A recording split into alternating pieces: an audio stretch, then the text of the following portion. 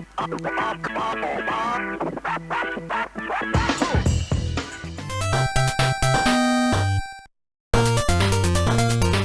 days leading up to Christmas, my mom had a little bit of money left over after buying my gifts. She noticed she hadn't gotten a gag gift yet. The year prior, I imported a disco polka record from Germany. This has kind of been our thing. The weirder the item, the more we enjoy it. When I unwrapped my gift Christmas morning, I was stunned when I opened the box, turned the cartridge over, and saw the name Booby Kids on the label. Booby Kids? I had never heard of this before.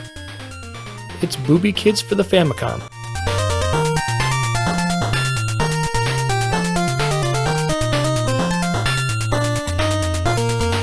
First off, this is based on a Japanese arcade game called Booby Boy. Booby being short for booby trap, which is kind of what the game is about. The B button allows you to dig holes in the ground to trap monsters. They fall in for a limited amount of time and climb out if they're not buried. If you hit the B button again, you can bury them. Doing so can give you a power-up, which oftentimes is pretty helpful. But once you bury something in a spot, you can see a visible mound form over top, showing you cannot dig in that spot again. Otherwise, if you have a hole that nothing fell into, you can simply fill it back in without any kind of penalty. The objective of Booby Kids is to obtain every collectible in each level without dying.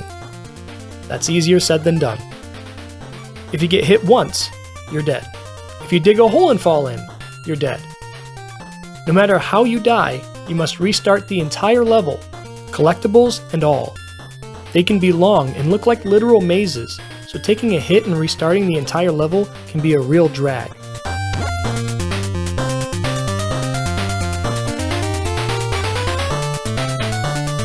In some levels, you may find an action icon flashing above your head with the word bomb.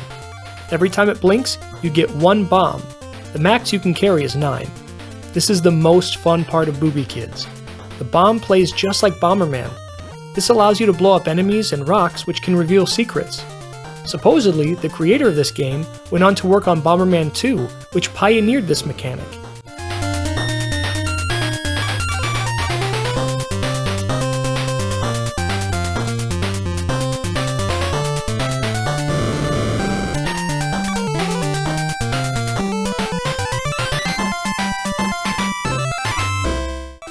Now, the absolute worst aspect of Booby Kids, the bonus games.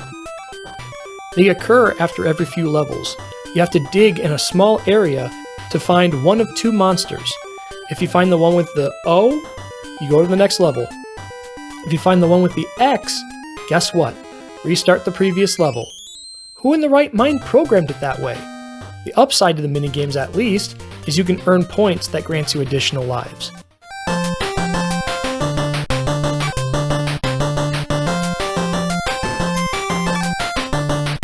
Overall, the music is pleasant, but nothing to write home about.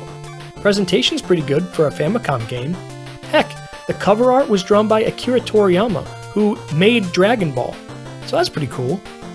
Booby Kids is a good game with a difficulty curve, a steep one at that. The fact it expects you to play every level perfect in order to progress is enough to keep this game obscure. Things like one-hit deaths and restarting levels you've already played are evidence of that. If there was a patch that gave you, at the very least, a life bar, checkpoints, and removed the possibility of having to repeat the previous level in the minigames, it would be much better. Booby Kids gets a bad rap.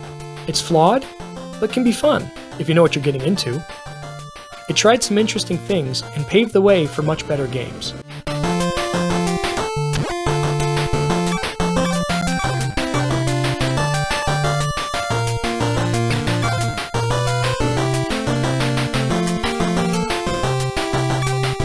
Although it isn't fondly remembered, if at all, I'm happy to have Booby Kids in my collection. It's not expensive, going for around $15 loose. If you fancy yourself some Bomberman and want to see the game that inspired the sequels, you may want to give this one a try.